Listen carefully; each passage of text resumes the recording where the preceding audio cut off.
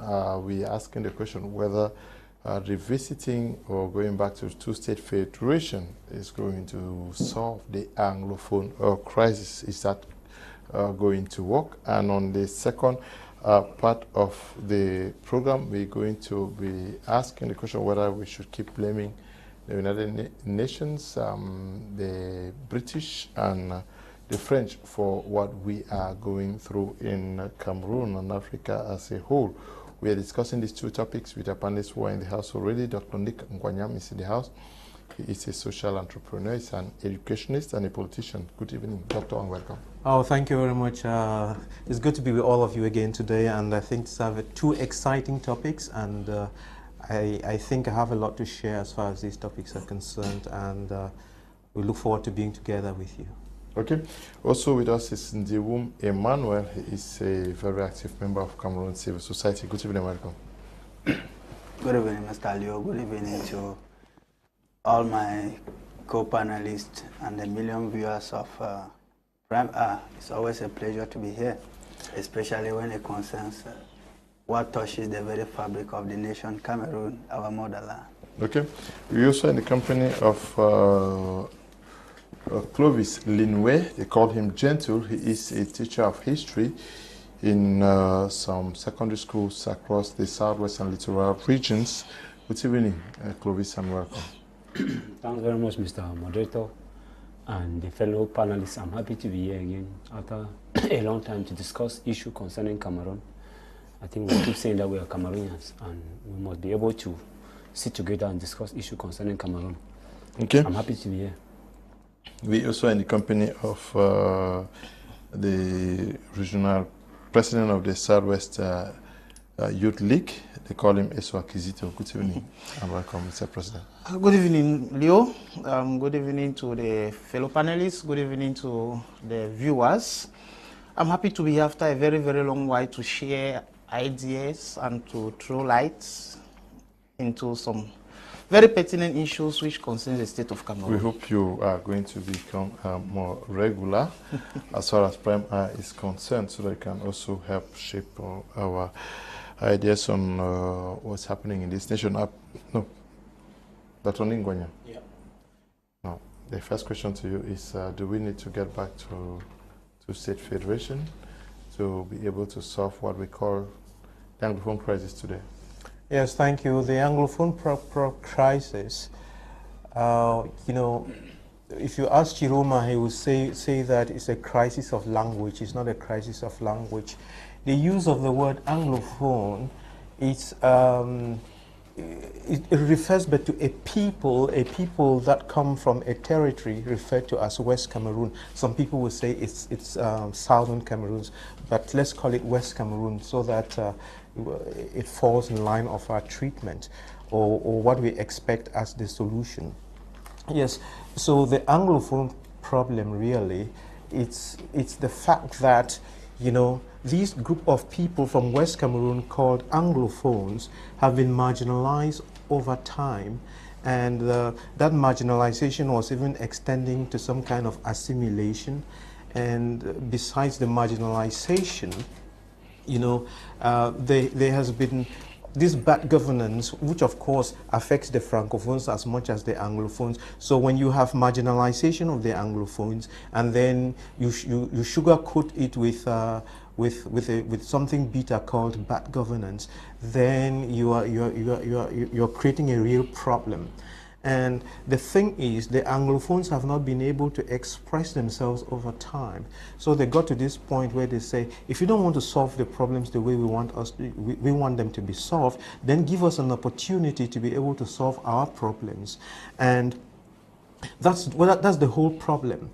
And you know, the way the problems have been crafted and understood, there are three groups of people trying to look for a solution to that problem.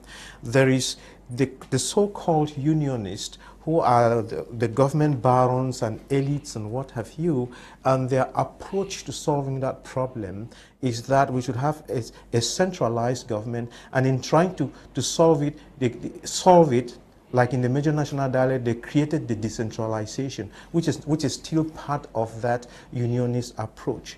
Then, of course, the middle of the road guys are the federalists and the confederalists who think that if we go back to 1961 and then we tweak it a little bit to make it even more palatable and better, the whole country would fare off better.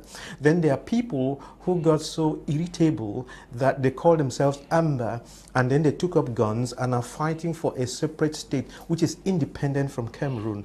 But if we ask President Paul Biya what exactly he wants, President Paul Biya says, look, whatever we do, let us have one and indivisible Cameroon. So if we go from what President Paul Biya is saying, let us have a one and indivisible Cameroon. If we listen to what President Macron is saying, let us have regionalism, which is something which is not decentralization, but which is just another name for federation.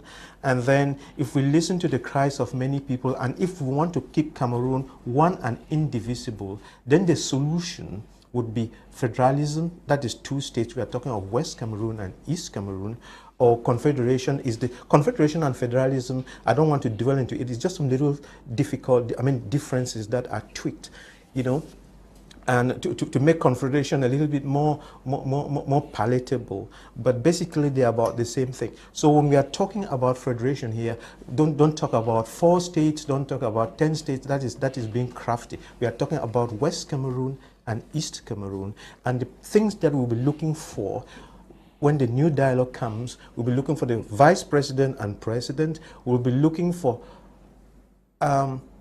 administrators that are elected and not appointed, and these are the key things. Then of course there would be that political autonomy to a certain extent. There will be financial autonomy and ability to take your own decisions. You are saying that there's need for 2-state federation. Yeah, there's no question. That's the only solution. Ndiwum Emmanuel, you think that 2-state federation is going to sort out our problems as far as the Anglophone crisis is concerned?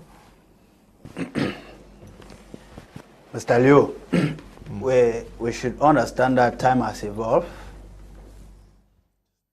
Between the periods of 1960, 1961 to 2002 is a long time. There's been a lot of evolution.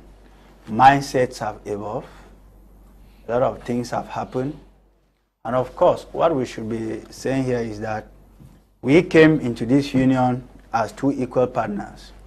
And if only the terms of the union were respected, we wouldn't have been where we are today.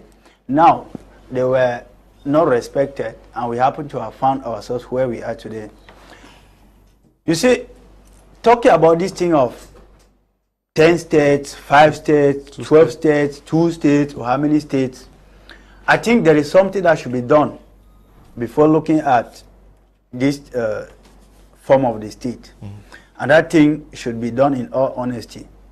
You know, when SDF was launched in 1990, a lot of people died. That was the beginning of the Anglophone crisis, if you were to read it the way it has evolved. And when those people died, the families were never in any way being appeased. The anger, the grief remained in them till death.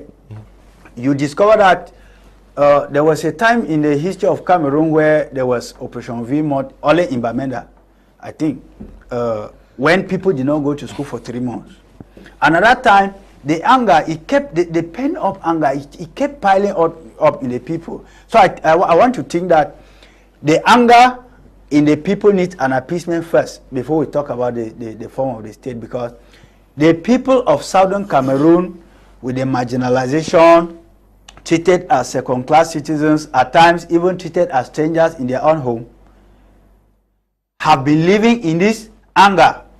And some of them at times are even afraid to identify themselves with the state in which they are living.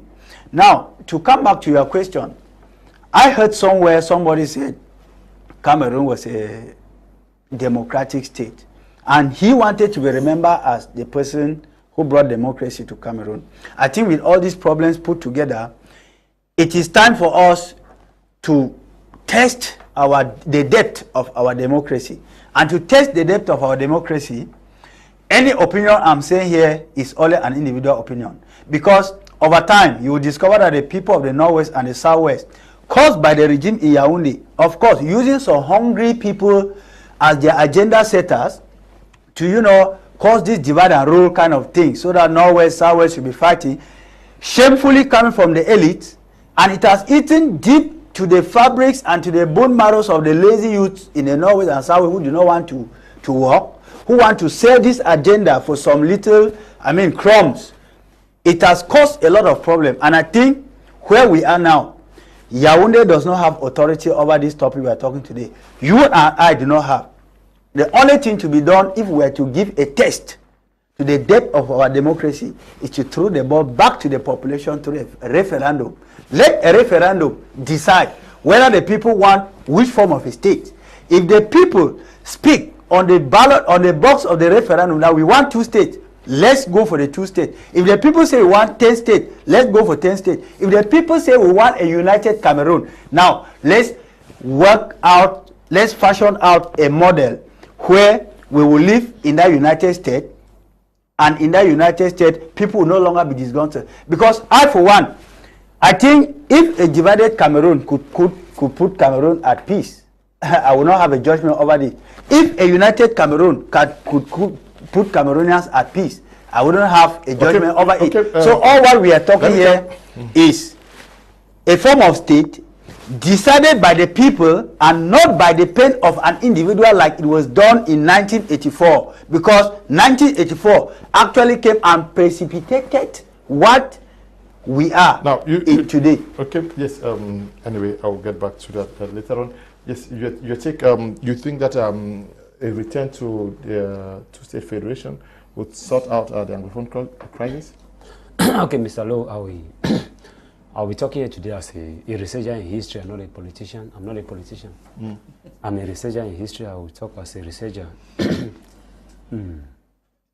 First of all, I want to. I've seen many people talking the issue of Anglophone, Francophone, Anglophone, Francophones. I think it's evolving over time. It evolves as time goes. It was formerly known as British Southern Cameroon, to Southern Cameroon, to West Cameroon, and present-day Anglophones and Francophones. As Dr. Element mentioned, it's not about Anglophone or Francophones. It's about proper allocation of resources for the betterment of all Cameroonians. We are all Cameroonians. There's nobody who is a foreigner. We are all Cameroonians fighting for betterment of Cameroon. Now, coming back to talk about whether Cameroon should go back to 2-state federation, I think I will. Sometime I will ask what happened that the federation was. Why is that they closed the 2-state federation? Some politicians use this to say that they cannot vomit something and then take it back, because Cameroon was the Federal Republic of Cameroon from 1961 to 1972. Before it changed to United Republic of Cameroon, 1972 to 1984, and 1984 to present day, the Republic of Cameroon. So, the Republic of Cameroon in English and La République in French. So I think people will be, what happened? What happened that Cameroon was changed from the federation was dissolved in 1972, and what happened that would change the federation now? From this perspective, I would think that it should be if you are asking me that how can we do to change Cameroon federal to unity, or why is that Cameroon cannot go back to 2-state federation? What I would say is simple as Mr. Ndiwum earlier mentioned. Let the voice of the people of Northwest and Southwest determine the form of state. Let the voice of the people of Northwest and Southwest determine the voice of the form of state. If they organize a referendum and they decide for a 2-state federation, let it be given. If they decide for 4-state federation, for 10-state federation, for decentralization, let it be given. Let the population, let the people, and not the elite, because Anglophones are their own problem to an extent. Anglophones have never come to be one. So let the population, the common man on the street, determine the form of state for Cameroon. Let me come back, Mr. Lowe, meaning that if 2-state federation, if we see that, because presently now what we need in Cameroon is peace. We don't want killing. Anything that can put an end to killing in Cameroon, let it be done. But let the voice of the people, because unfortunately, Mr. Leonard, whether we like it or not, many people in Northwest and Southwest, they are representative. What they are doing is not what they want, whether we like it or not. So that's what I can say for now. Okay. Kisito, you think we should go back to the two-state federation? Will it stop the Anglophone crisis? Well, I really do not have a problem with the appellation, whether federalism, whether decentralization. I have a problem with the text of application, not the appellation. It's all about the content of the whatsoever could be given. Maybe we have forgotten to understand that, like you rightly said, going back simply means that it existed before 1961 to 1972. During that problem, federal structure, it's good, no doubt, but it has its own weaknesses. But one thing is for sure, the most developed states or countries in the world are those that operate federal system of government. If you come to Africa, you take Nigeria. If you go to the world, you take the United States. If you go to Europe, you take Germany. However, in determining that, it should be at the mercy of the population. Now, whether two states or whatever, first and foremost, I as an individual, I am for effective decentralized states or regions, effective decentralized regions. That's what the Southwest Youth League stands for anyway. If we were to conduct a referendum as to whether we should operate a two-state federation or a 10-state federation, when it comes to the context of the Northwest and Southwest, I think the elections or the referendum should be very peculiar. Peculiar in the sense that we should be bold enough to say these things. In terms of number, the Northwest region dominates the Southwest by far. In terms of surface area, the Southwest dominates the Northwest. So if a referendum is to be conducted between these two regions, I strongly hold that the indigenous population of the Southwest, what I mean by the indigenous, I mean those of Southwest roots, should vote in the Southwest as to whether they are for two states or whatever. The indigenous population of the Northwest should vote as to whether they want a 10-state federation or a two-state federation. Because if we globalize this thing, that the Northwest population and the Southwest population should vote, automatically one region at the beginning of the race outweighs the other. And it will not be a balanced trial, if permit me use the word trial, or election. So my opinion is that whether we go for 10 effective decentralized region or federation, the indigenous people of these two regions should independently there should be separate referendum. Yes, but do you understand where he's coming from? Why would you want a separate referendum for the Northwest and Southwest region? You are a historian here. Mr. Luke, historically, when the Federal Republic of Cameroon was established, we started functioning as from the 1st of October 1961 for almost 11 years. From October 1961 1972. It was made of two states, the state of West Cameroon, that is today Northwest and Southwest, and the state of East Cameroon, which is the eight region that speak French today. Historically, from 1961 to 1972, in the state of West Cameroon, today Northwest and Southwest, there were three prime ministers which were the most important personalities. And these three prime ministers from West Cameroon, the first was a man called Ngwanyam. In 1965, it was taken over by a man called Ngwanyam, and in 1968, it was taken over by a man called Esua. And all of them were from present day to the Northwest. That's the first thing. And then historically again, there was an agency in West Cameroon called now the West Cameroon Development Agency. It was in charge of public work and other development in West Cameroon. Most of the civil servants, most of the people who were working there, they were from Northwest. And then historically again, there was a political party, the ruling party in the then West Cameroon called Cameroon Democratic Party, or KNDP, under a man called Anglophone. It was the ruling party in former West Cameroon, today Northwest and Southwest. So by all these things happening, in November 1964, a certain West Cameroonian called Mesombe Waters, in 1964, he created a political pressure group called Vicoma, Victoria Kumba Manfe. The reason why this particular Musumbe Waters created Vikoma was it was a political pressure group. Within the period from 1961 1972 that federation existed, most people of the coastal and forest region today called Southwest, they had that grievances that most of the key positions under the then West Cameroon today Northwest and South were occupied by people of the present day Northwest. So Vikoma was created by Musumbe Waters so as to fight and protect the present day Southwest. That time was called coastal and forest area, to protect the minority from being dominated. So to sum it all, according to present day people of the Southwesterners today, most of them will not prepare federation for the fear that what happened between 1961 and 1972 will still happen again, because during that period most of the key positions were occupied by those the people of the grass field to the Northwest and Southwest. So I think by saying that, but when he's talking about going to indigenous to vote separately, because and much that the fear of a common Southwesterner or the fear of some few Southwesterners, and that mentality that if Cameroon go back to two-state federation, because under normal circumstances Northwesterners are far more than Southwesterners, and they are historically. I said I will be talking here like a historian. I'm not a politician. I'm a historian. So by analyzing, it was not only Musumbe Waters who created Vikoma. I think in 1963, a certain secret meeting was held in Boya, in the residence of the Ndele, who was the headman, who was the chairman of a political party called Cameroon People National Congress (CPNC), yes. And the party was attended by mostly the elite of the then coastal and forest region today, Southwest, and most of the elite like Elangwe, most of the elite like Motombe, I mean, most of the. In that meeting, most of them discussed that most of the political position on the then West Cameroon to the Northwest Southwest are held by people of the Grassfield region.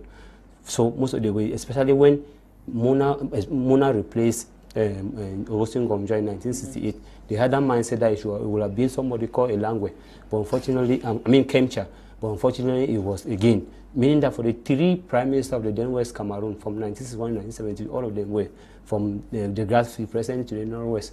So to sum it all, the fear of Northwest domination over Southwest have become what's happening today. Yes. Why is this not being discussed? Do we cover our eyes to what the history teacher is saying, or we think that we are just going to walk over it and fix things overnight? Thank you very much. And nobody's talking about what he's saying here. That's right. It's a very big problem. That's right. In reality, let's be very sincere about this. The people of the Southwest have a problem, and we ought to listen to the problem and be more mindful about it. We should be intentional about it and not just brush it away. They are right. The complaints that they raise are right and are just. And we are saying that Cameroon is made of a new crop of people, and we need to change our mindsets and redefine the way we do business and redefine the way we do things. Now, if I mentioned, for those of you who have read my document on the Confederation, you would have seen that in the Confederation document, the problem raised by Mr. Kisito and Jentle, as well as most Southwesterners, the solution to that problem is ingrained in that document. Let me explain. We need to, first and foremost, let us just lay the Anglophone problem aside and look at something. You will notice that the Francophones, just like the Southwesterners were complaining in a space of, I think, 10 or 12 years, 11 years, three prime ministers were from the Northwest. Think about it. In the space of 60 years, the presidents we've had in the whole of Cameroon are Francophones. And before you know it again, the third president would be a Francophone. So it's basically what you are saying. But now, when you look at the Confederation is a document that is crafted to be able to solve most of these problems.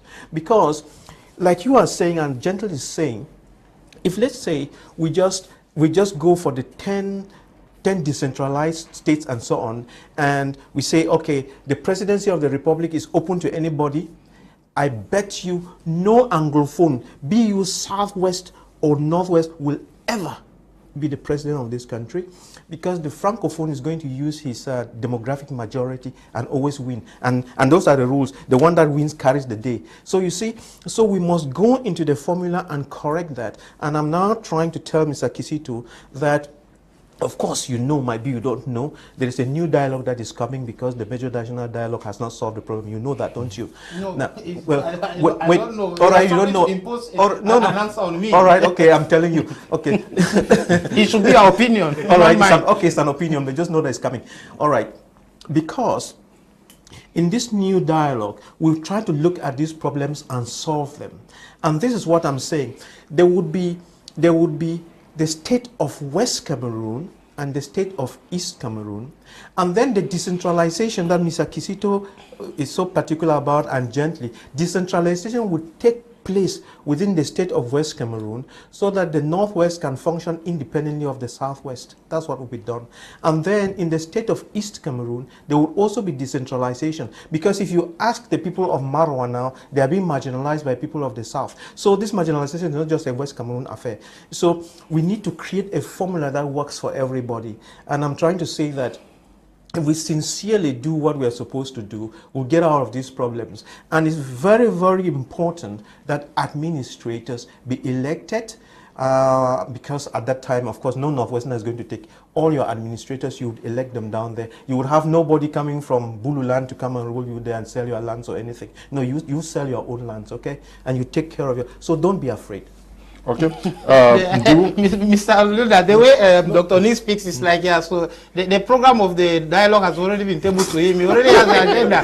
Because from the way he spoke, it's like he has already read everything and he's already sharing the ingredients of the upcoming dialogue in quotes. Because as far as I'm concerned, the head of state or the authorities that have not announced any dialogue coming up. Are you afraid of it? No, definitely. I love it. Of course, I love it. Oh, thank you very much. Because it is something that we, the youth of the Southwest region, are about doing. We have to do our regional tour to talk to our youths. Good. To do some sensitization. So if that comes, we will gladly receive it. Oh, if you are sitting nearby me, I will give you a thumbs up. Thank you very much, brother. Emmanuel, there are new dynamics. How do we get back to 1972 and think that we are going to fix issues? Mr. Leo, before I get to your question, I think when I took the mic the first time, I told you that the agenda of divide and rule has been very successful. You know, some people have been assimilated in this agenda without even knowing that they're assimilated into it. I respect the stand of Kisito, who says he wants decentralization. But we all know that for 28 years or so, this so-called decentralization has been a failed project. And I mean, to share a vision of a youth who still believes in a failed project today is like, I don't know how I can put it. And for the idea of Jentle, don't be afraid, I'll answer your question. For the idea of Jentle, who thinks at one point everything was given to Northwesterners, that is... just historical facts, not my idea. It's a fact. It's not no, it's not a fact. No, it is a fact. Listen. It's a fact. It's not an idea, it's a fact. 1961 to 65, you had Foncha. 65 to 68, you had Dua. 68 to 72, you had Estimona. And Estimona even doubled as the vice president of the Federal Republic of Cameroon. Now, may I say... historical facts. Good. Is it also a historical fact that in the days of West Cameroon or Southern Cameroon, there was no Northwest and Southwest? There was Northwest and Southwest in the days of West Cameroon. No, you had a Cameroon province and had a Bamenda. Yeah, go ahead anyway, sorry. Please, I don't have this attitude of sitting a microphone. Go ahead. So please, just respect yourself. You know, when these are the kind of polemics that they have struggled to force it down your throat, and you are sending it to the population to consume, which is false. I also want to tell you that if we were to look like that, let me tell you that looking at Northwest, Southwest, in terms of governors, the highest governors that ever ruled Northwest are from Southwest. But I don't want to go into that kind of a thing. And if you look at it, the reverse, only 2 governors. I think I'm talking even with Jews about Southwest. We can verify that. Coming back to your question, Mr. Leo, how can we go back to 1972? Let's first of all ask ourselves, how did we live from 1961 to 1972? And how did we change from 1972 to be where we are today? 1961 to 1972 was a federal state. 1972 to 1984 was a unity state. I am sure that at one point, some people also say that in 1972, it went through a referendum, and that people voted to gladly dissolve the federal state to embrace a unity state. Now, if it has not been working, have we been honest enough to calculate the advantages that we had in the days of the federal state and the advantages that we have been having since we went back to unity state and back to La République du Cameroon? Now, it comes back to tell you that if people have been crying today that they have been marginalized, it is because the bad governance, the corruption, the bribery has spoiled the whole show. Why? Because power has been concentrated in Yaoundé. It is because of that concentration of power in Yaoundé that the man in Tinto, the man in Talangaye, the man in Wum, the man in Fundong Jinikon wants to dig a school, a toilet in a school. Authorization has to come from Yaoundé. And these people of West or Southern Cameroon were already used to a system wherein they voted their people and the people had to render account to them. Now, that accountability has disappeared. Even in the confines of decentralization, which remains on the paper, which has never worked. And I think it will not work even in the next 100 years with this regime in place. Because this is a regime that speaks, they don't do. This is a regime that celebrates slogans, they don't celebrate action. This is a regime that is bent at killing Cameroon with lies, slogans, not what they do practically. If not, like Dr. Nick said, people picked up guns. Dr. Nick, I have a lot of respect for you. Who pushed people to pick up guns? When you say pick up guns, it's like people just got one money and they decided to pick up guns. They were forced by Yaoundé to pick up guns. That is why I, Ndiwum, Emmanuel. I am saying that Amba and Yaoundé are the same people. They are not different. The government that have been ruling us for 40 years is not different from Amba. They are the same people. These two people, we have to join hands and fight these two people. We have to be fighting Yaoundé, we have to be fighting Amba. Because they are the ones destroying Cameroon. Why? Power has been concentrated into the hands of people who hate Cameroon and they do not want to bring Cameroon out of the trouble. Ndiwum, can I cue you for 2 minutes? Yes, you can cue me for 1 minute. No problem. I said 2 minutes. Yeah, you are free. You are the moderator. Okay, 30 seconds. No, No, when it's you, there's no problem. Please, Yeah, it's your time. Yeah. please. You talk. You have taken note of what he said. You will talk when your time comes.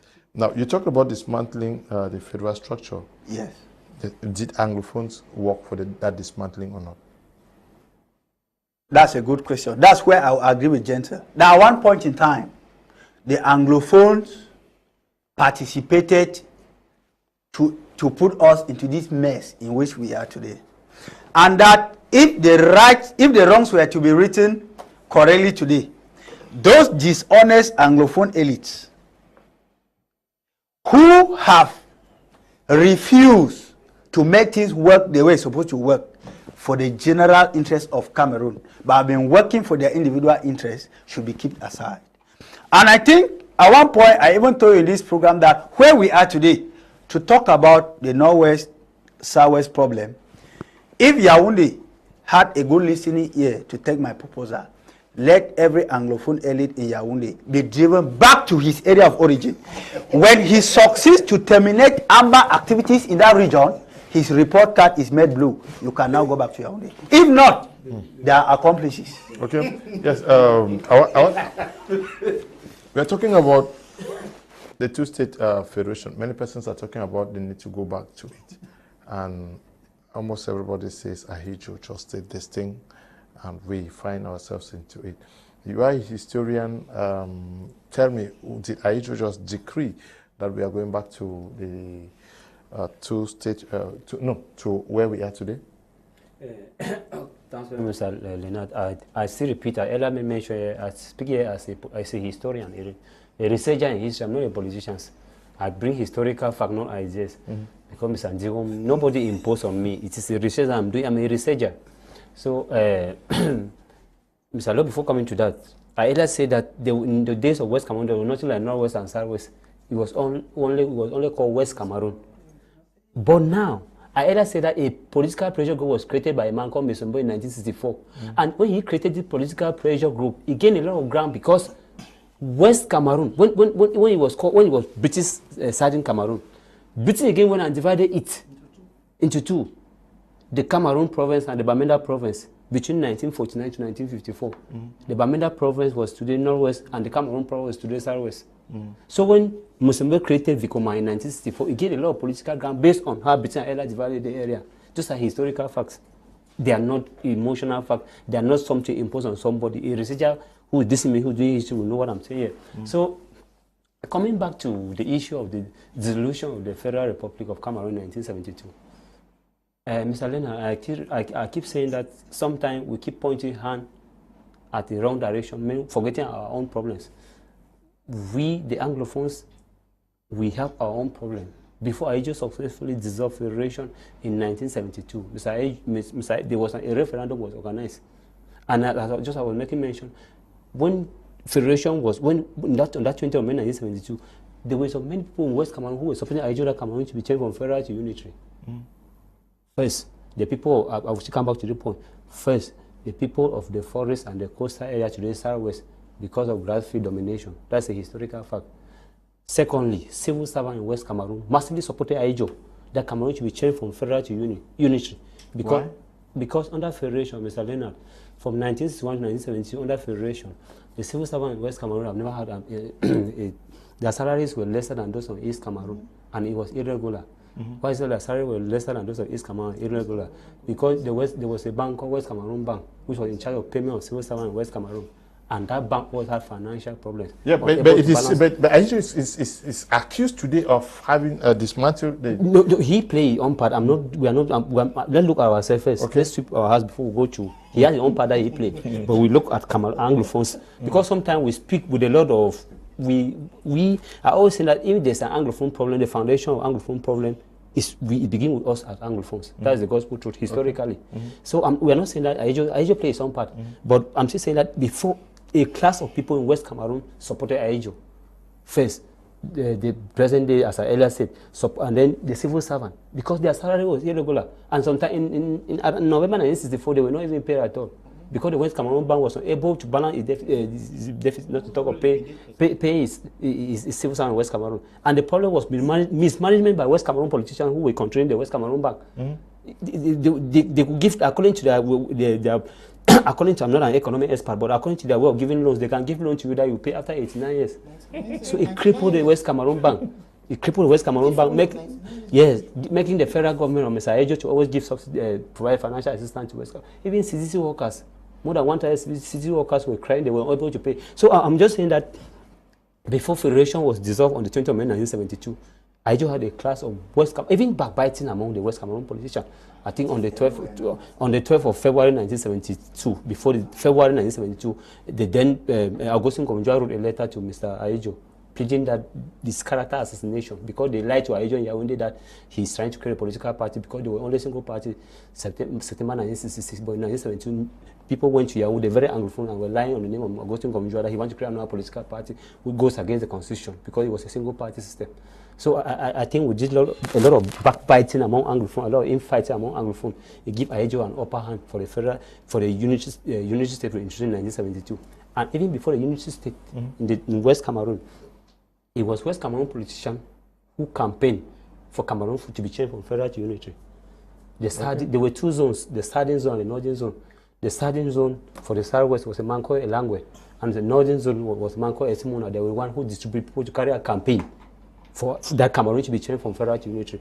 Mr. Lord, remember I told you something. For the whole of West Cameroon, when they were campaigning Cameroon to be changed from federal to unitary, there was no single political party, there were not even political party, but no single, elite from West Cameroon was against the creation of a unitary state. It was not even a matter of fear, it was a matter of self-interest, politics of the stomach. It is very clear. The only political party that opposed was UPC. UPC was against the issue of creation of unitary state. UPC, and that was in East Cameroon. Is what the UPC opposed. And then again, the only religious body was this thing, Jehovah's Witness. They refused that their Christians should not vote because it's against their religious ethics.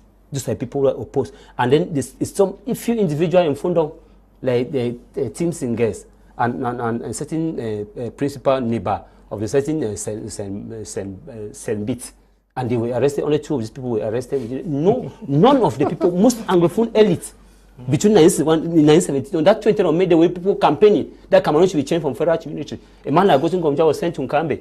A man like Elango was sent to Victoria, to the Limbe. And they were the one campaigning that Cameroon should be changed from federal to unitary. Those are historical facts. I speak like a historian and not a politician. Okay. quite disturbing. Yeah. But there's a mix up there when you say Joa was sent to campaign for a unity state. Remember that Joa had a problem in Yaoundé. And almost there was a riot in Com. What came out as the ANLU, the Women Traditional Association, simply because they wanted to support their son, who did not stand for that. So I think you have to verify that point again. No. That was, I'm sure, that was in the early 1960s something. I am reacting on the point you made. That Joa was sent to campaign for unity state. It never worked. It never happened. It never happened because I can still remember. It's okay. Yes. Let me judge one. So just do some verification because to the best of my knowledge, the cause of ANLU income was because the Com women and the Com people in particular wanted to defend the ideology of their son, Joa, who never wanted the unity state. Yeah, but I think Mr. Njai was the one who campaigned in Kambe. Where you go do your research? Who was campaigning for unity? No. There was a time. I think that. Just give me 10 seconds. Let me support what he said here. One of the reasons why Joa fell as Premier of West Cameroon was because he stood firm against the creation of a unitary state. Yes. I agree with that point. Yeah. But that doesn't mean that he was later on not in support of it, because politics is a game of... Yeah, that is the point I wanted to make, because when I get to history, I know that he opposed that in the early 1961. Yes, the early 61, 62. But we are talking about 72. 72. I'm talking many about many things have changed. Yes, but if you want to do your research. Why today do you think that a return to two-state federation will not solve the Anglophone crisis? Listen, first and foremost, I happen to have a bit of mastery of the political history of Cameroon. Okay. In 1961, during the Fumban Constitutional Conference, while we the Southern Cameroonians went to that conference in a total disunity. Take note, that conference was supposed to last just a day, Monday 17th July 1961. But the conference ended up lasting 5 days. Why? Because when they got to Fumban, maybe we'll bring some of these facts for people to get it clearly. When they got to Fumban, after Ahijo declared the conference open, he gave the floor to Foncha, who was the chair or the head of the Southern Cameroon delegation under the KNDP. And after that, Emmanuel Lefafa Endeli was given the floor as a main opposition leader of British Southern Cameroon. And in his opening remarks, he raised an issue that it is an issue we have come here to discuss a constitution, and it is not something which is supposed to be heard upon. And besides, some of us are seeing the draft constitution of La République for the very first time. Those were the words of Endeli. You must not be a PhD student in history, in English language, to understand that if he says some of us are seeing it for the very first time, it means that some person saw it before. And therefore, he pleaded with Ahijo to give them some time to go through, and that request was granted. That was when now they gave them 3 days. That take, okay, Tuesday, Wednesday, Thursday, go back to your hotels, study the proposal, and let's meet on Friday and conclude. When they met on Fridays, 21st of July 1961, they had deliberations for 95 minutes, and the Fumban conference came to an end. Now, there is something we have to say it here. Some persons might not agree, but it's a fact. If they care, they go and verify. There is no written constitution in Fumban anywhere. No, Fumban was a draft. So, but some persons are talking about the Fumban constitution. There is no written constitution in Fumban. Now, remember, one of the reasons why a federal system of government was adopted in 1961 in the first place was the French or La République du Cameroon, if we choose to call them that way, did not want to share their social benefits they enjoy with us. Because in terms of social infrastructure, salary-wise, they were far up there in terms of development. And of course, we also have to make mention of the fact that it was brought up to safeguard the culture, the linguistic aspect of the situation. But now, in 1972, that system was abrogated or was dissolved. And there is that popular opinion where people say that there was just a single ballot of yes and we. Please, it's a lie. No, I just want to make that. I just want to make that clear. There were two ballots. No. I think historians have proven that there was a yes and no. We had the white. The white stood for yes and we. The black stood for no and none. Yes, it's okay. That falsified history. You see, no context. Well, no, but the history of Cameroon has never been written right. What are your facts? When we thought in school were simple academic history, the real history of Cameroon has not been well taught. And that is why when you talk of falsified history, these are facts which can be researched upon and got to. I mean, where did we read the one that there was yes and we, and there was no and no? Ndiwum, please. I want to believe historians. I've had at least 3 historians on this platform say there was a yes and we and a no and no.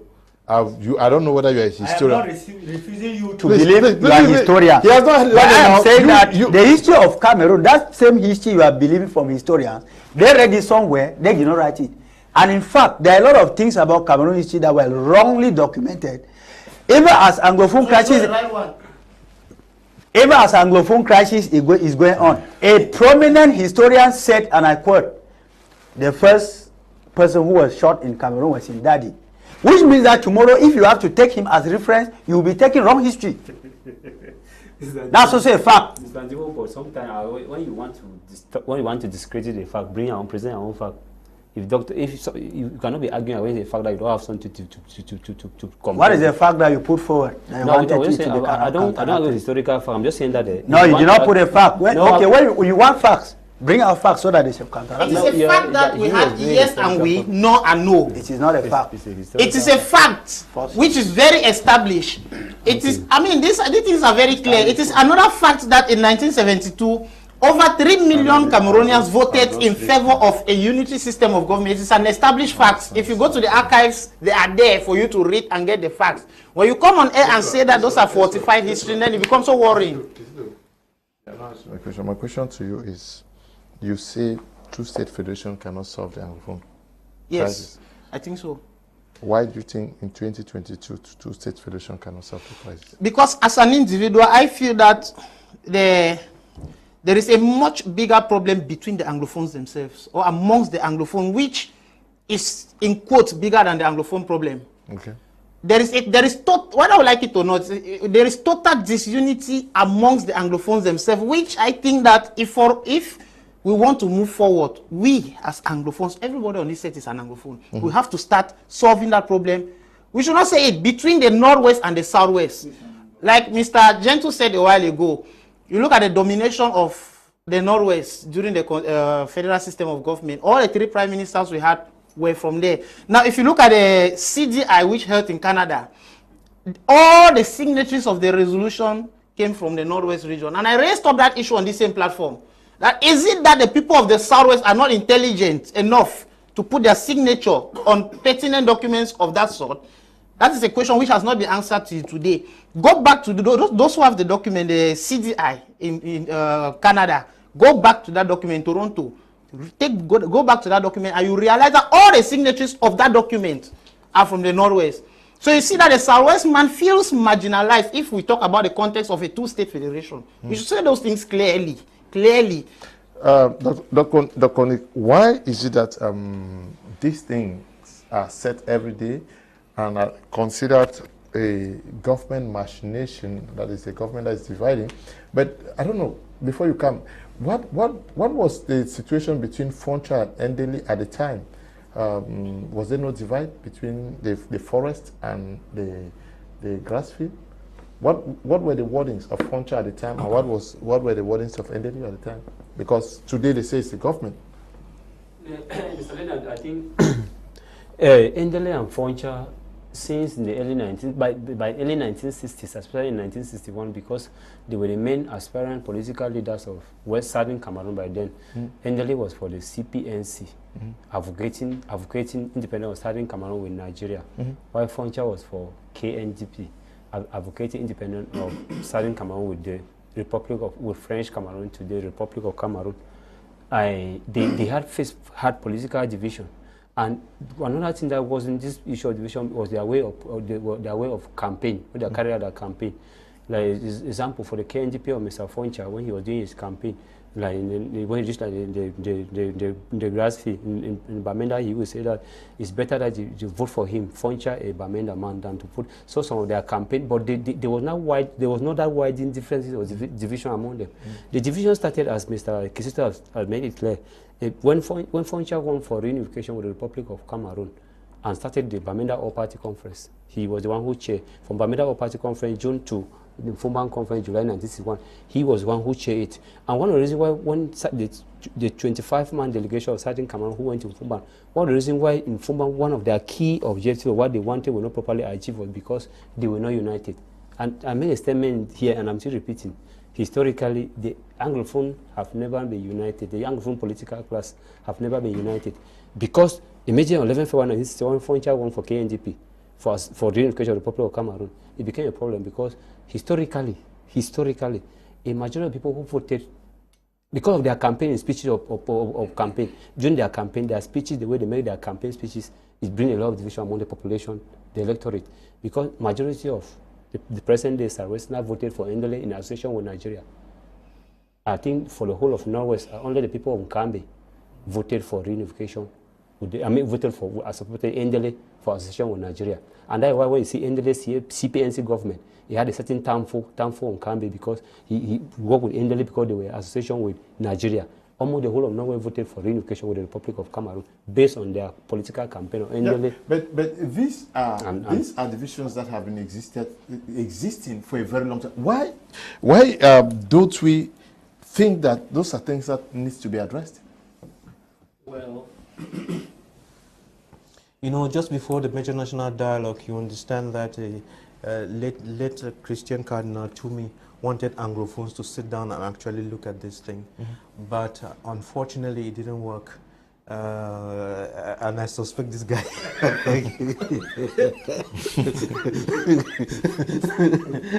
It didn't work. Well, that's a story for another day. But the bottom line is that, you know, like we've all agreed here, we have a problem between the guys of the Northwest and those of the Southwest. And the good news is, and I'm saying it and I'll keep saying it, if you trust me and believe what I'm saying, because you know, Leo, I have my crystal ball, right? Yeah. We are coming to the end of these problems, and these problems will be solved because there's no need to have a country that is so divided and torn. In fact, the country is so torn apart. We need to start, you know, speaking truth to each other in love, and we begin to actually accept, you know, this marginalization that Esua is talking about. We were not there. So it was our parents, but we've all come of age and we have seen what happened and we are seeing what is happening. We should accept that it is true. If you don't accept that it is true, then you are just being dishonest. We should accept that it is true that the Northwesterners, they marginalize the Southwesterners. There's no question about that. Now, once we accept that, then we'll begin to put in place mechanisms that will correct that kind of a thing. And we are saying that in the new formula that is going to come in the Confederation or Federation, we are going to take care of that mess and make it impossible for that to happen. You remember, I know that Esau, he loves the decentralization very much now, but I will send him to go and look at page 115, or is it 116 at the bottom of it. You will realize that in that special status document, your SDOs and DOs and the governors would hardly ever be from the Southwest. They will come from somewhere else and reign over you, sell your lands, sell your girls, and sell your everybody. They are not interested in your development. Do whatever you like. You can scream from morning to evening. If you care, just go and check in Sonora and find out how many of you are there. So we need to come up with a system which allows the people of the Southwest to decide on their resources and to decide on who manages them. The people of the Northwest to decide on their resources and who manages them. And that is what is written in that document of the Confederation. Call it a confederation, federation, whatever. But we are saying that in the new Cameroon, which is just around the corner, and that new Cameroon will not be put in place by this current government, no. This current government, you know, it has uncles and cousins of Mr. Esua there for decentralization. And it's only a new government with a... No, no, I'm just being funny. No, well, hey. No, wait a minute. But listen, the Southwest and your people, you are for decentralization, right? Yes. Good, that's exactly what I'm saying. But what I'm saying, must not be that have uncles and parents in the system. All right, anyway, let's put it this way. There's going to be a two-level, federation, so to speak.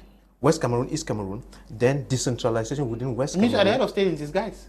Because you have the whole package in your head. Demarcated already. Wisdom is not limited to the presidency. Wow. Did you hear that? That's good. Good. Listen, wisdom is not intelligence and wisdom are not limited to the presidency and are not dictated by political will. It means I can quote you anywhere. Do please. All right. Yeah. So this is what's going to happen. We're going to have the crystal ball is talking. Yeah. I'm not guessing. I'm telling you what's going to happen. There's going to be West Cameroon and East Cameroon, and again, as I said, within West Cameroon, you would have decentralization so that the people of the Southwest, are you listening to me, can actually have your independence from the people of the Northwest. And I know that you have a lot of resources, but the good news is with the Ukrainian war, the Northwest is going to be growing all the wheat that you are going to eat, so we're going to have a lot of money. But this is the point. This is the point. I know that you are in charge of youths down there, right? But the real problem that we have in Cameroon now is not even the Anglophone problem. It's the youth problem. Exactly, I agree with you. Yes, and the youth problem and is mentality problem. Yes, number one, there's a youth problem of all sorts. Youths are poor. Youth don't have money in their pockets. You and I will be working on this to find out what do we do concretely, leaving aside our Northwest problems. What are we going to do concretely to put money into the youth of into the pockets of the youth? What are we going to do so that youth can have money in their pockets? What are we going to do so that youth can have jobs and create their own jobs and create their own wealth? That is the biggest problem. It's not even all this. Once we can solve that problem, most of the problems will be solved. Okay, once we can solve this problem, most of the problems are going to be solved. Ndiwum Emmanuel, we're talking about the return to state federation. You also are not very conclusive on how it is going to solve this problem. What form of state, according to you, can help dissipate the tension that is characterizing these two regions today? Or you still hold firm to your referendum? It says a referendum has to be done. Yes, let one be done for the Southwest and another for the Yes, Northwest. let one be done for the Southwest and one for the Northwest. They're divide and rule tactic. You know, Mr. Leo, we need serious youth emancipation in this country. Okay. To be honest with you, youth needs to be emancipated. A youth who fails to read the wrongs of the history of his father is likely going to plunge the country into bigger problems than the problems that were created by the father. As an individual, I will tell you that any form of state that will split Northwest and Southwest apart will not work. I know they will not buy the idea. I repeat, any federation that doesn't keep Southern Cameroons as one will not work.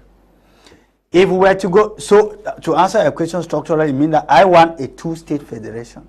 But before that two-state federation, there is need for cleansing in the land, for appeasement, so that people, the anger, the need for revenge should disappear first. Because there are a lot of things that have happened that people are so angry, the thirst for revenge is so high that we need to put it down first. If we were to go by the logic of the fact that two-state federation will fail because Northwest has always dominated, good and fine. It means that Amba will never end because, for once, Southwest dominated in the Amba development. When the team of Amba came up, the first president was Ayuk Tabe from Southwest. We have the Tapong Ivos Tankus from Southwest. The Chris Anus from Southwest. In fact, 90% of them from Southwest. If we are to go by that logic, it means that they decided this time to turn the tide of that Northwest-Southwest domination to dominate Northwest by imposing criminals who call themselves Amba so that they come and torture us. Yeah, no, if we want to go by that logic. And then, if we want to remain in that logic, it means that even a federation will never come.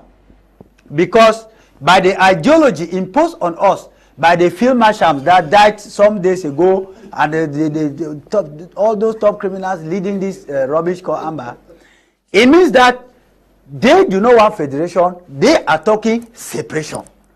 How then do Southwest vote for a decentralization, as somebody is claiming here that Southwest stand for decentralization, where their Amba leaders are standing for secession, outright secession?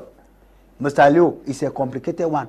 So the bottom line is the government still has what it takes to ride their will over the people. And to test the depth of their democracy can only be proven in one way: referendum.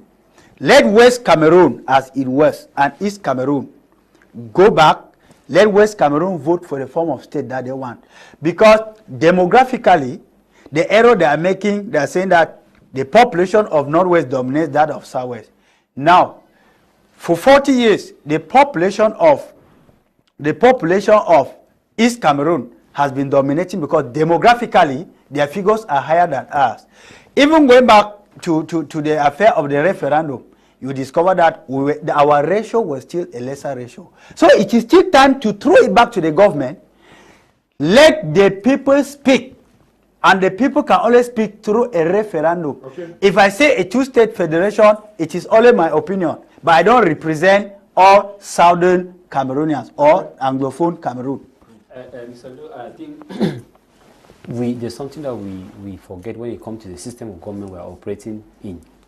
Generally in Africa and generally in the world, the Frenchman system of government is different from the Englishman system of government. Federation is not a Frenchman system of government. It's not a French cultural system of government. Let me put it this way. Like Mr. Kisito earlier mentioned, most countries operating federation in the world and in Africa, they are not French speaking. Nigeria is not French speaking in Africa. Yeah. Let's go to where America and other, they are not French speaking. I'm saying this about the issue of federation because it becomes a problem. It is we Anglophone are talking federation, but not a Frenchman system where they operate, a system of government operated by a Frenchman. Mr. Lena, whether we like it or not, even in 1961, when Ajo was going to Fumban to meet certain Cameroon delegation, his mindset was not for federation. Ajo was not going to federation because federation is not a Frenchman system of government. When the Anglophone crisis started, at a certain time, the government said that federation, the name federation should not be mentioned, is a taboo. Because it's not a Frenchman system of government. Ajo was going to Fumban but for a unitary. And that's why when Fumban, when Southern Cameroon opted for a loose federation, he refused. At the end of the day, a centralized federation was taken as the first step towards a unitary by 1972. So what they agreed in Fumban as a federation, as a centralized federation, also give advantage, because after centralized, Ajo put in place a series of measures, creation of a single party until 1972 that he succeeded to establish a unitary state, because Frenchman system is not. That's why today in Cameroon, the concept of federation is a problem, because we, as I go back to Ndiwum, federation can only be achieved if through a referendum authorized by the government, let people go for a referendum. Because the issue of federation, French people, French system. France, for example, the motherland of French colonies in Africa, they don't know federation. Federation is not okay, I don't know federation. You were itchy to come in. I don't know. Yeah. Yeah, I was going to say that before I come to when he said any form of government which secludes or separates the Northwest and Southwest will not work. Talking as a Norwesterner, I also want to say that anything that puts us together will not work. It's just simple and clear. Anything that puts us together will also not work. If we are talking about federation, if that should be the case, then we should go for 10-state federation. Each region, why are we scared of taking it? Centralization to 10 states. No, you get my English. I don't know about. I said my English is clear. I said if the worst comes to the worst and the government says okay, it's federation, it should be 10 states. Why are you scared of taking? Why are you scared of being on your own? Now, nobody is for us. of one of the reasons why I think this, one of the ways I think this problem can be solved is through youth empowerment. 95% of those who are in the bushes are the youths. And I said it here some time ago, and I'll repeat it. As far as the elites are concerned, it's more of a political problem.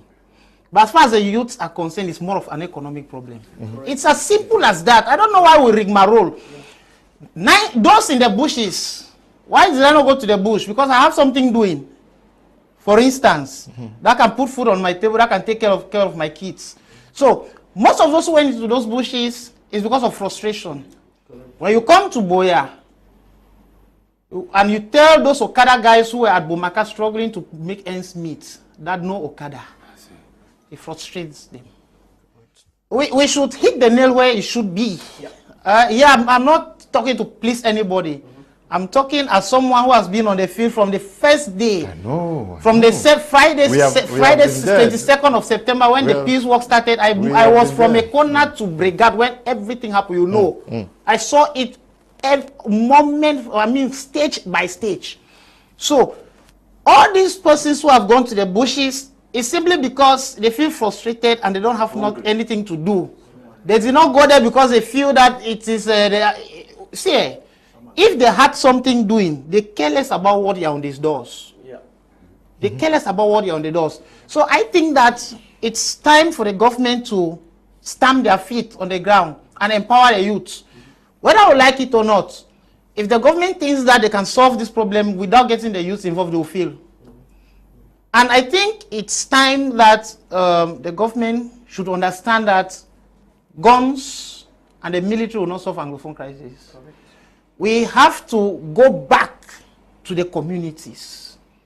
Sincere discussion. Even if it means attacking all Njange groups and start talking to those persons. There are major stakeholders we forget or the government has not made use of. The heads of these Njange groups and quarter heads. That's where the dialogue should begin. Because if you come to Boya or Fako, you ask the SDO to call a meeting for dialogue, I bet you it's just those politicians who come there. The common man is the person who is perfectly affected will not be there. So I want us to be sincere for once. When you call a dialogue in the Southwest, the first dialogue which held in the Southwest was at Mountain Hotel. I think February 2017, I was present. 99% of those who were there were elites from Yaoundé. Immediately after that dialogue, they kick off with the Amoka back. So let's bring this thing to the community for those who are perfectly affected to get it resolved. These persons we call Amber, they sleep with us. They eat with us. They are in the quarters. We know them. Nobody on this side can tell me that he or she has not received a telephone call from an Amber or telling that we need support. Those persons who are in the bushes, before they went to those bushes, they were our friends in the quarters. So I think that the local population, the government should go back to the local population, see how they can penetrate these guys from that angle, and make a solid foundation for the youths to be empowered. This crisis will come to an end. Of course, the law of nature says nothing lasts forever. It's true that even the government were to sit quiet, after even 50 years, the crisis will end naturally. But at this juncture, yes, there's a law of nothing lasts forever, whether I like it or not. Even the government sits quiet, the thing cannot go on for 100 years. But the government should take its responsibility and go back to the roots, meet those persons. And I think that would be the best position from where this crisis can be resolved. Okay. Natonic, you see from that perspective, yeah? Yes. Thank you very much. I sincerely want to thank Mr. Esua, because you see, if you've listened to me before, Esua, I have explained several times on this platform and other platforms that we all need to understand how the world or systems function. And we said that there are three key elements. There's politics, there is economics, and there's development. And when we are talking about development, it's about infrastructural development of all sorts and logistics, then the human capacity building. And when Mr. Esau is talking, he's talking about that human capacity building. What for? So that when you build the capacity of the youth, he is able to get his economics right. That is the problem that we have to solve as a nation. The Anglophone youths are suffering from it. The Francophone youths are suffering from it. And all we are doing is we are playing this empty hate politics that is taking us nowhere. And like he was saying, it's the same elites who truckload themselves from Yaoundé, blast themselves to Douala, go and sit and tell themselves the same things that they told themselves in Yaoundé. Leave the miserable population there, drive back. And it's happening in Northwest, in the Southwest, and the elites are our biggest problem. They create most of the problems. And it's time for us to actually climb down our high horses and actually begin to look at the common man and begin to try to solve the problems from the perspective of the common man. And to do that, you must actually wear his shoes, and you must actually get him to feed himself, clothe himself, treat himself, and put a roof over his head. You must attend to his problems. Talking empty head politics and whatever is no use. And that is the way to go. And I'm saying that in the next Cameroon, that would be the solution, whether you like it or not. Thank you. Okay, whether you like it or not, yes, we move straight to our second topic for tonight, which has to do on the question whether we should still blame the United Nations, France and Britain for our problems. Ndiwum, Emmanuel, many persons think that France, the United Nations, and everybody should come and fix the problems they caused in Cameroon. Well, like you said, that's what many people think. And anybody who thinks like that constitute part of the Cameroonian problem. Anybody who thinks like that, because honestly speaking, I've never seen an official communique from an official of the UN, France, Britain, that actually endorsed that a minister should embezzle all the money in Cameroon that was made to tar roads. I have not seen an official communique from any of these officials that tells Cameroonians to be divided, as we were saying in the first topic.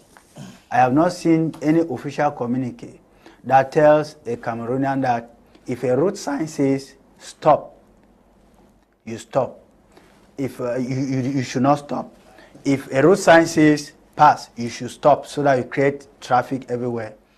I have not seen any of these officials decree that children in Cameroon in the 21st century should be learning under trees. I have not seen them equally say that we should abandon those people who need our help to go talking politics like Dr. Ndiwum was saying a while ago in Yaoundé, while our communities actually need us. Mr. Leo, to fix it, it starts from us. If you think that the water is so cold to go into your bathroom and take a bath, and you think that somebody from outside, a neighbor, has to come and heat water for you to give you a bath, be rest assured that that pungent smell will come out of you when the dirt would have so much accumulated in you. It is time we cut off those fingers that are pointing at other people as sources of our problems, and then send back the fingers to us and ask us, if everybody in my family, if everybody in my community, if everybody in my region, if everybody in Cameroon had my attitude, what would my family, my community, my region, my country look like? it is time for us to start fixing it ourselves. Anybody who comes, remember, even when you are praying to God to help you, God only helps you when your hand is already doing something. It is not when you are praying to God, sleeping on your bed, that God will leave from heaven to come. God will never come in person. God will have to pass through somebody. But to pass through somebody, that somebody will need to see what you have started doing, so that the person can only give a push. So I think our problems are our problems. It is time to live. It is true that directly or indirectly, people like France, of course, who are troublemakers in Africa, who also love this divide and rule that our elites have copied from them. Indeed, we have to say it, are behind. But we have the capacity to put them aside, start fixing our problems. And this goes with patriotism, Mr. Liu. If you are made a minister today, if you are a minister of health, and you are in charge of looking after the construction of hospitals in your country, make sure that you save life by ensuring that the hospital structures and the money that were given to you are erected. You don't go and steal them. If you are a minister of water and energy, you know that your people need electricity. They need good water. When the money is at your disposal, use it. When you embezzle it, you will not expect somebody from France to come and tell you that, no, you were supposed to go to Babaju and tar the road. You were supposed to go to Ngwanyam and then tar the road there. So I think the first problem now is us. And to change it, it will only begin from us. So let's stop every time blaming people while we are even part of our problem. Good evening, Mr. Liu, and to all the panelists. I don't think returning to the two-state federation can solve the problem. Like Mr. Esua richly said, 10-state federation would be better. This crisis has tarried for so long that a federation may not be of help. All the same, dialogue is the key. Dr. Nick has said it. The government should go to the common man. Daisy is writing from Kumba. Good evening, Mr. Liu, and your wonderful panelists. Happy to see Dr. Nick again. I have always believed in him until his speculations for the COVID gate came to pass. Nice program. I am really enjoying it. Sumbele Kelvin is writing from Kongsamba. Now, let's get back to the Anglophone crisis. Mr. Liu, only 10-state federation can solve the Anglophone problem. Northwest and Southwest do not trust themselves. I am Abba Jerum, writing from Santa. Good evening to you, Jerum. Good evening, sir. Muna gave information about Ntumaza to Ahijo for his arrest, and that's why Ntumaza didn't attend the Fumban conference and fled to Ghana. Foncha and Muna were alive when Ntumaza's father was arrested by gendarmes from the Western Province and kept in the underground prison, and they did not raise their voices. If Ntumaza was at the Fumban conference, then the Southern Cameroon delegation would have put a stronger presentation of the federal system of government. Yes, it ties with the division. You're talking about Jentle. Good evening, Mr. Kum. Good debate and interesting. Can you in the studio clarify us listening why only signatures of Northwesterners appear on the list in Canada, or only Northwesterners were there? Bar Clement is watching from Bamenda. Not only Northwesterners were there, because I know that Agbobala was there. I don't know why it did not sign. Okay. Okay, this one, Federation. Good evening to all in the studio, sir. Please, talking about two-state federation with Anglophones being on one side cannot work. It will cause more chaos than amendment. It's an easy way to plunge Cameroon under an unsized war, sir. Federation should be 10 states or two separate states with Southwest and Northwest merging with their Francophone brothers on two separate states. Mr. Esua is just too good to understand Cameroon this way. A hand to him. For once, I see a CPD man who stands correct. Emmanuel is writing from Balangi. Good evening to you, Emmanuel. Good evening, sir, and senior, okay, and co. Mr. Lo, please, we really do love this year program and really want to pray you to invite many persons to this program, okay?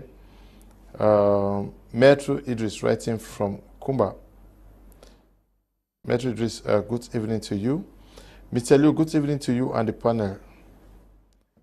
The young man in the studio who says the French system of government in Africa is decentralization is simply encouraging assimilation. Okay? Okay, I'm not sure. He's just presenting historical facts. Good evening to everyone in the studio. I'm Ekane Sone Elvis watching from Boya. To me, I don't think a two-state federation will solve the Anglophone problem, because if Cameroon is granted a two-state federation, there will be internal problems within the Britain, Southern Cameroon, Southwest and Northwest. The Bamenda people don't love the Southern people of Cameroon, so it's better a 10-state federation or one and indivisible Cameroon. Thanks. Okay. From what I read there, it is not me who is saying you can get what people think out there. But let me get to you. Taking the context of the Anglophone crisis, should we today still say the United Nations to come and finish their business, unfinished business in Cameroon? France and Britain should come to Cameroon and finish what they spoiled? But I don't, in context with Anglophone crisis, but I don't think we should be calling on UN, because when Germany left Cameroon in 1916, when Germany was sent out of Cameroon in 1916 by Britain and France controlled Cameroon under the League of Nations. From the League of Nations, UN took over. So Cameroon was a mandate under League to trust territory under United Nations organization. So I think UN already completed a job in Cameroon, because on that 11 February 1961, it was UN who organized the plebiscite and asked them whether you want independent reunification or independent association with Nigeria. And I know many people keep asking why is that UN could not opt for a third option. Many people have been crying why is that there were no third options besides in Cameroon.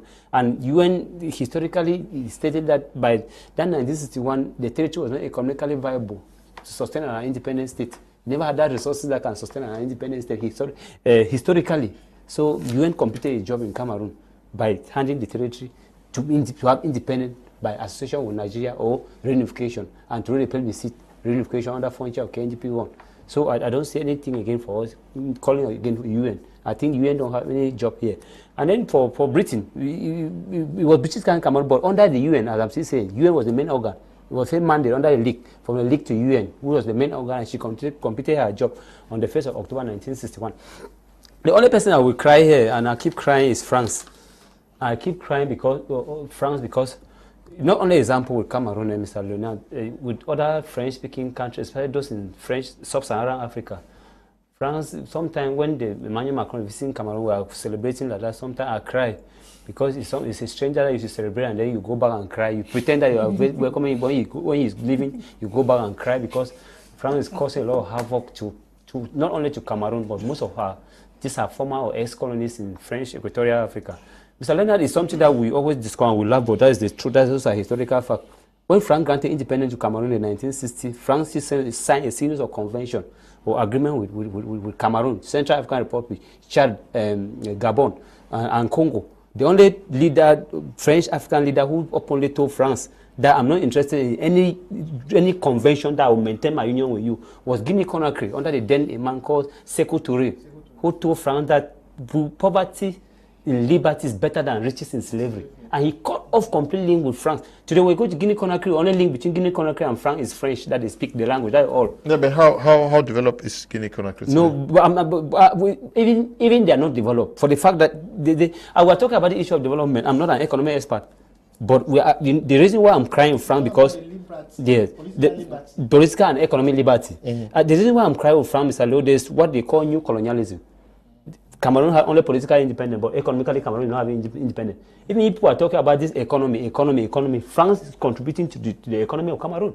Mr. Low, whether we like it or not, let's look at how the new colonialism. After France had granted independence to her colonies, including Cameroon, Chad and other in the 1960s, France maintained a link between these colonies. And how is it manifested economically? Cameroon is producing banana, Cameroon is producing cotton, and the number one buyer of Cameroon agricultural products is France.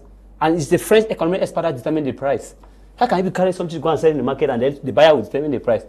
The person who's supposed to buy will determine the price. And then economically in Cameroon, where you move to different cities in Cameroon, you see the giant French multinational corporation. You have Texaco, you have F, you have Total, who control fuel. Those are giant French companies, even Orange. Most of the profit they make in Cameroon repatriated to France.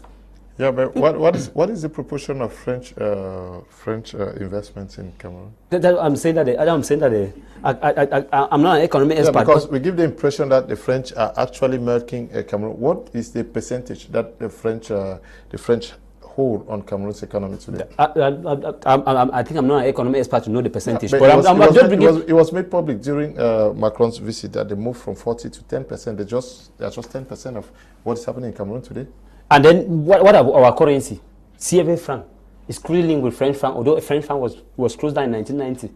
And under Euro, but France continued to attach. If an economic expert analyzes you, this CFA franc, what France stands to benefit because of the CFA franc that we're using in these ex-colonies. Mr. Let me tell you something. An economy of a country starts booming beginning with currency. Cameroon is not having independent. This particular CFA. This CFA is not only used by France, by Cameroon. Cameroon using it, Chad using Central African Republic, CEMAC. And they have a common bank called BIAC, Bank of Central African State.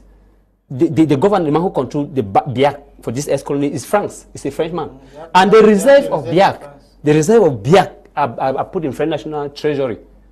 And this CFA, they are printed in France, Mr. Leonard. In fact, you want to look at the economic situation between France, forget about the percentage. Let me learn, sir. Let me learn. Forget about the percentage. Let me learn, sir. For long now. No, let me learn, sir. Okay, let me learn.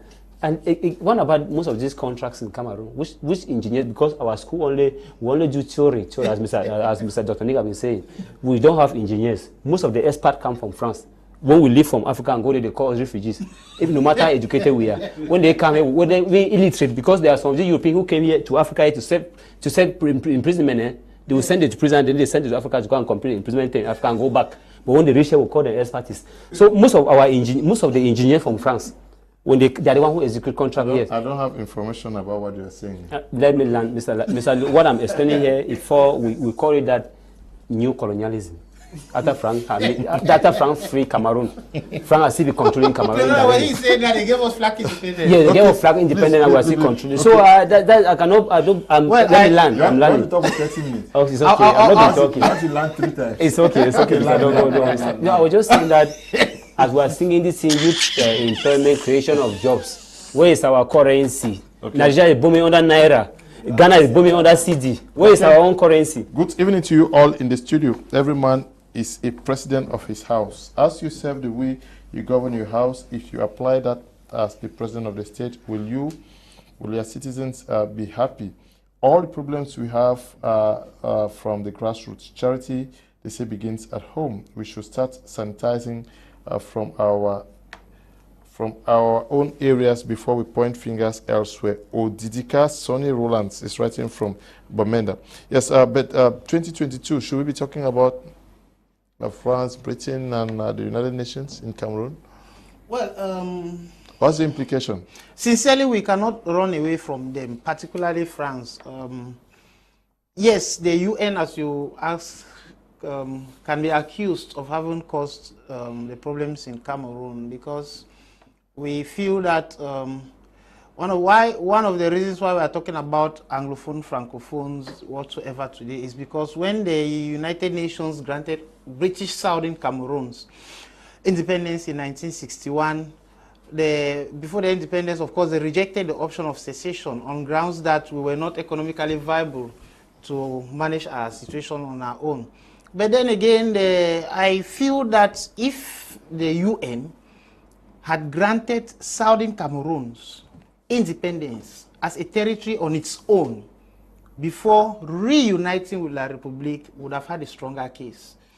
But the archives are very clear and very, very visible for everybody to see. On the 1st of October 1961, the condition was British Southern Cameroons would gain independence upon joining La République du Cameroun, which simply means that we were not first of all granted independence as a territory and then reunited with La République.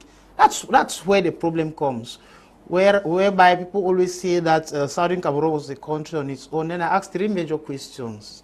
If we were a country on our own upon independence, who was the president of Southern Cameroons? What was our anthem? What was our motto? And what was our flag?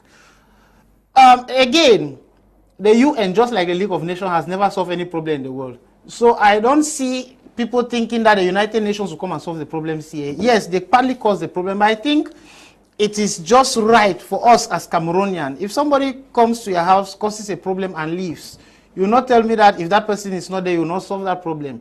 The problem is there. I think it is time for us. Listen, anybody who comes to Cameroon pretending to solve Cameroon problem is coming for an interest. I think the Cameroonians should sit. The government has the capacity to do that. The Cameroonians can sit and solve their problems on their own. That is my position. Okay. Good evening, Mr. Liu, and the entire panelists with a very important topic. It's been a while. Aiden Vioff is writing from Halifax, Canada. Keep up the good work. Thank you very much, Aiden. Good evening, sir.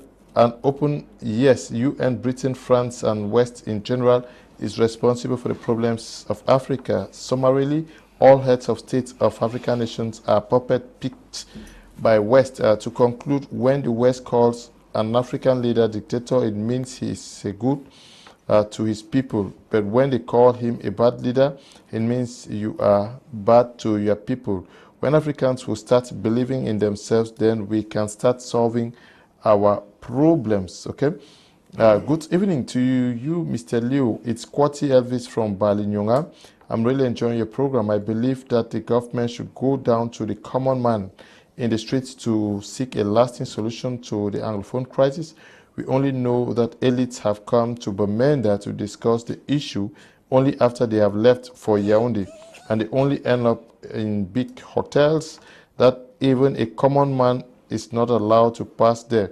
Keep up the good work. Thank you very much, and good evening to all of you watching us from Bali, and not only Bali Nyonga, Baligam, Bali Kumbat, and Bamu Kumbit, Bafanji, and all those villages around there. Good evening, Mr. Liu, and co-panelists. Happy to see Dr. Nick after a long time. All of you are wonderful. I'm learning a lot. Thanks so much. Nora is writing from Yaoundé. Good evening, Liu. I love this your channel because all your programs are very educative. Where is the kangaroo man? I love hearing Apostle Ambi. More grace to you all. Barrister Stanley writing from Kumba. Yes, yes. Good evening, Mr. Liu. Very interesting program. It's only 10 state federation that can work because of the precedence was moving in all the regions. Today we will not be talking about federation because all the places will have been developed. As St. John is writing from Limbe, history for now I don't understand. Okay.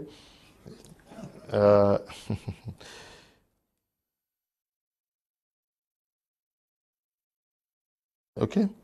La plupart des hommes qui disent ne pas aimer les femmes brunes sont des pauvres hommes. Okay, that's not part of the program. We are good evening, Mr. Liu. I think some people want to school to come back and cause havoc between people. How can you imagine that educated people are busy preaching Northwest-Southwest divide? I think the best thing we West Cameroonians should do is to address our coming together with East Cameroon based on our history, not celebrating what the man from the East brought upon us like divide and rule. Mr. Liu, just look at a country like the United States of America doing very well in economy and politics. I think our problem as Southern Cameroonians is that of good governance and not Northwest different from Southwest. Mr. Galoff is writing from Bamenda. Ndiwum, yes, we are talking about... Let me... okay. I've not chipped in on this UN. Yes. Okay, I left and I will go straight to Ndiwum. Yes, come in. Just to say again that we have come of age, and for a very long time we've always thought that we have to sit there and listen to someone else tell us how to clean our noses. Today we know how to clean our noses. And when next time you have a white man sitting across from you, just know that he has the same brain and the same capacity with you. And if you have done your homework well, sometimes you're smarter than he is. And therefore, to think that you must have to come and wait for someone from the UN or from Britain or from France to tell you what to do with yourself is wrong. By that, I'm saying that this supposed Anglophone problem will not be solved by the UN. will not be solved by France, will not be solved by Britain. They can help us get along, but it is the Cameroonians themselves that will solve the problem. And the first Cameroonian would be President Paul Biya. If President Paul Biya wants that problem solved today, it would be solved. And I can tell you, like I was saying before, quote me anywhere, this problem will be solved by the next government. When you hear the next government rejoice, the problem will be solved. And they will only give results to the rest of the world. Is that what the crystal ball says? I saw it in the crystal ball. I'm a prophet. And then, so that is that. Take that for gospel truth.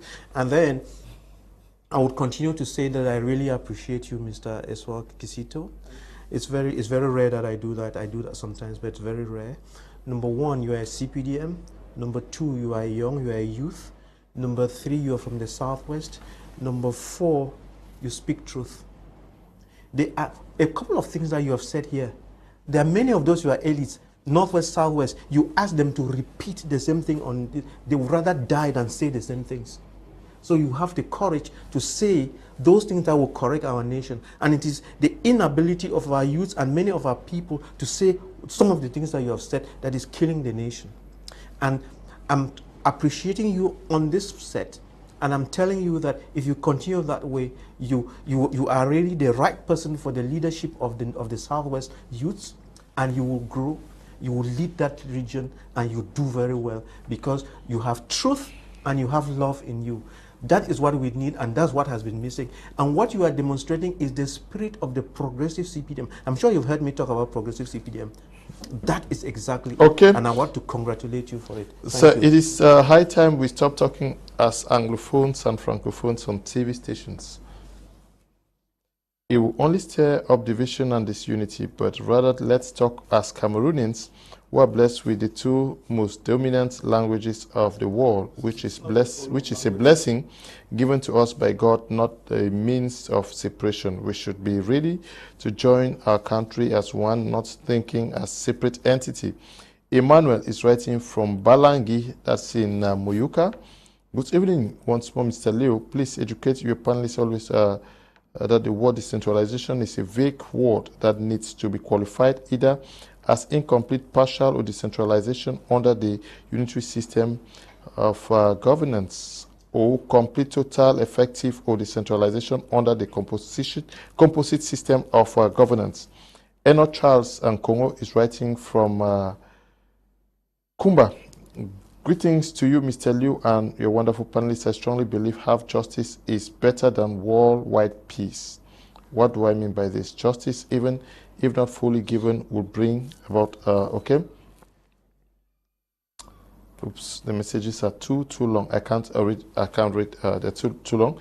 God bless your good works, Mr. Leo. The program is really educative. Courage to you. Bryant is writing from Bomenda. Now, can I just ask the microphone for 2 minutes to explain something? You know, when I was talking about Kisito, I had some other thing in mind, but I was so carried away.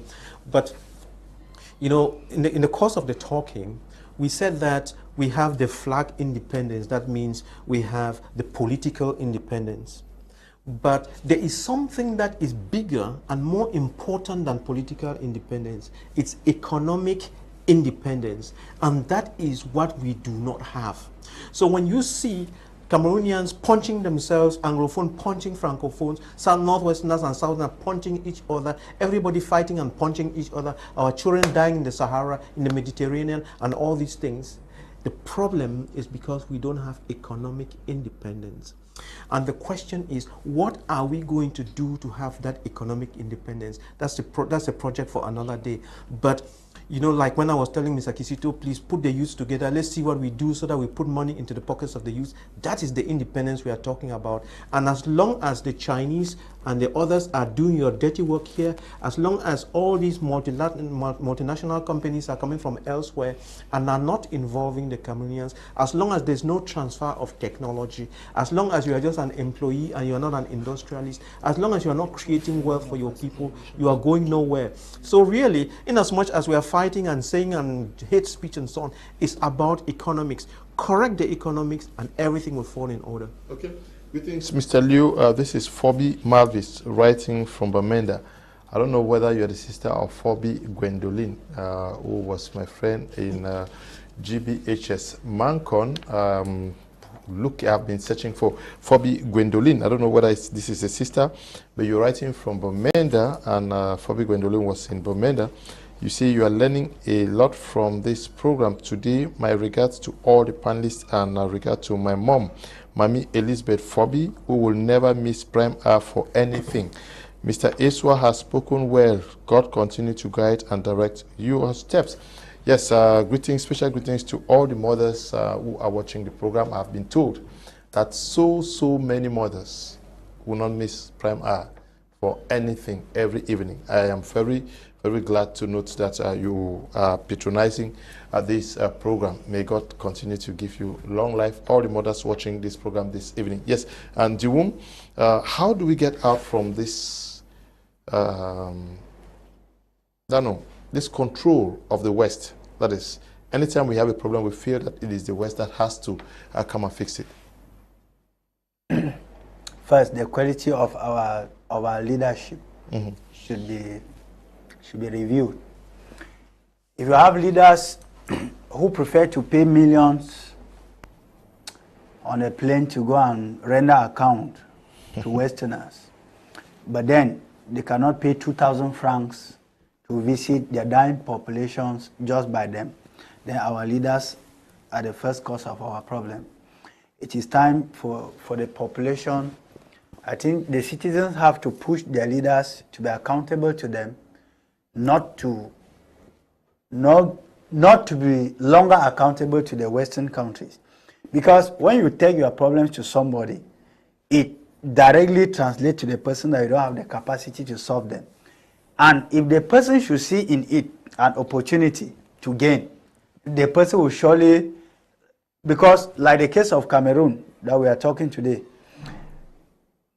I once told you on this platform, the Western organizations do not want this crisis to end. Just like our elites and some government and many government officials do not want that it should end, because they are all benefiting from it. So, in order to solve our problems, it boils back to leadership, Mr. Leo. And to take our leadership or our leaders to accountability, one, the citizens must be sensitized. What are those qualities that are in a leader? Do we just choose a leader because on the eve of an election, they come and give you bread, they give you sardine, they give you many things, you eat, then you go and drop after you start complaining that they rigged the elections? Is it also time for people to register into the electoral list and be able to change it, though it will be difficult through the ballot box? So it all goes back to two people. The citizens and their leaders need to be held accountable. And the earlier they do this, the better for the whole nation. If not, the stranger will remain the referee to all the problems in our house. Good evening to you in the studio, Mr. Leo. Good evening to you too. Good evening to all of you guys out there. I'm keenly following your program, very interesting and educative for sure. We can hold UN, France, and Britain responsible for our problems. Firstly, the United Nations have failed from Genesis to resolve this problem, but calling a clear-cut referendum, just like what happened to South Sudan. France also is responsible because they hold us economically and politically. The 1959 agreement with General Charles de Gaulle still lives in the bloodstream of Cameroon. France has transformed the presidency into a robust term. Okay, J.N. Bame is writing from Bamenda. Good evening, Mr. Leo. The solution to our problem is change of power, creation of jobs, because a president is not supposed to be stagnant. A president does not know the bad stage at which Bamenda, Boya, and other regions are as we speak. Let's not blame anyone but our leaders. And Digam is writing from Oku, Northwest region. We shouldn't because they provide for us. I am Vivian Esuga writing from Mutengena. Okay, those guys are providing for us. My name is Fai, watching from Bamenda. Should we choose confederation or federation? Okay. Dr. Nick says confederation. Good evening to you guys there. Yes, they are fully responsible. If they were not contributing, this problem would have long been solved, especially France. Okay. Ndukong, Linwe, we want to say thank you for coming. We have come to the end of today's edition of the program. Okay, thanks very much, Mr. Leonard. I would start by saying, as many people keep saying that Francophone, Anglophone, colonial heritage. The whole of Cameroon is colonial heritage, politically, socially, economically, colonial heritage. We should not only limit about Francophone, Anglophone, or language. No, we should think about even the educational system. Is this our educational system? For almost 60 years that we had independence, we have unable to develop our indigenous language. Look at what Nigeria is doing. You have Igbo, you have Yoruba, you have Hausa. They do it in school, their school curriculum. But we don't have anything, and we are saying of colonial heritage. If we don't want to bring in indigenous language like the Mungaka of the Bali and the Douala in order to bring in our national languages, we continue to be swimming in colonial heritage. We are all limited to Francophone, Anglophone, and language. No. Even the economic system, the constitution we are using, is this our constitution? The engineer we are bringing to come, I don't know, from our former colonial master, everything socially, economically, and politically is about colonial. So we should free our mindset that because some people think that they are more Cameroonian than others by saying that no, Cameroon first. When you talk, even in Canada, they know that they're French. In Quebec, they know that they're Francophones. And I think we should, I earlier said that historically it's changing over time from British side in Cameroon to Southern Cameroon to West Cameroon and to Anglophones. It keep evolving. I think we know that Cameroon is the first. But if we don't want to develop indigenous language that we can use as national language, then we'll continue to be talking of Francophones and Anglophones. So okay. I'm happy to be here, Mr. Lo, and I wish that next time we'll keep at least coming to. We are doing nation building. It's part of Mr. Esua, thank you for coming. Yeah, thank you so much. It's been a pleasure. The Southwest Youth are organizing something this weekend? Yes, the second edition of the annual Jamboree will kick off on Sunday, the 14th of August 2022 at the Moliko Municipal Stadium. Of course, we have two major activities. What is it all about anyway? The Southwest Youth League Interdivisional Sports and Cultural Jamboree is an event. It's an annual event which seeks to bring the youth of the 6 divisions of the Southwest together. It involves football and traditional dance. So it means that each division of the Southwest region produces a football team and a traditional dance group. So the first edition, we started last year with the first edition. Lebiale won the football tournament while Nsah division won the traditional dance. So it continues this year. Of course, the opening ceremony, as I said, is on Sunday 14, which will start at 1 p.m. at the Esplanade of the Moliko Municipal Stadium with perfect demonstration of the traditional dance of the 6th division and, of course, the opening encounter, which will pit Lebi Alem, the current cup holders, and Manu Division, who failed to score a single goal in the last edition. But we'll, of course, start on Sunday at 12 noon with a peace walk of, with the youth of all the 6 divisions from the University of Boya Junction right up to the Moliko Municipal Stadium, where the demonstration will take place and the competition proper. Having said that, it was a pleasure being here. Unfortunately, you've invited me a couple of times, but my schedule did not permit me. But I'm promising you that I'll try to be regular as much as possible. Okay. I say good evening to the youthful population of the Southwest region. Thank you very much, and also to you, Ndiwum. Thank you for coming. It's always a pleasure. I want to tell the people of Boyo and Jenicom in particular that the tough times they are going through, they will not last forever. Because the people on that side of the country, it's just a mystery that you live there and then the next day you are still the way you are. So it's very unpredictable. You know, I've been very much on that road. And again, Mr. Leo, please. We have said that we are struggling to reshape Cameroon, and we cannot reshape Cameroon when those who are supposed to implement the laws are violating the laws. I have called on all the lawyers to give me that line on our penal code that says gendarmes should remove people from their cars and ask them to clear roads before they collect their ID card. Okay. Yes. I was a victim, and breaking yesterday, people still coming from complain that they were dropped at Bello for about 50 minutes. Which it is unheard of. To clear the bush. Around the checkpoints, yes. Dr. Nick, thank you for coming. Oh, thank you very much. Just to say again, to emphasize that we have a lot of problems, political problems, economic problems, developmental problems, and that we are not yet independent. That political independence is not the right independence. When you have independence, when you are unable to feed yourself, you are not yet independent. The only independence is economic independence. If you get it, then you are done. Okay. But remember that economic independence, nobody gives it to you. You have to grow your own capacities yourself, and then you get it. So if we continue the way we are doing without changing our education and changing the way we train our youth in our schools and so on, the West and the East will continue to dominate us and will continue to fight and kill each other. It's about economics. Okay, thank you very much for coming, and to you, Desmond and Eli, for producing this program. Also, good things to you, Tabitha and Bryant, who is supervising the work we do out here. Not forgetting you, Kulu Kista, who is giving us moral support in here in the studio. We say stay blessed. Bye-bye.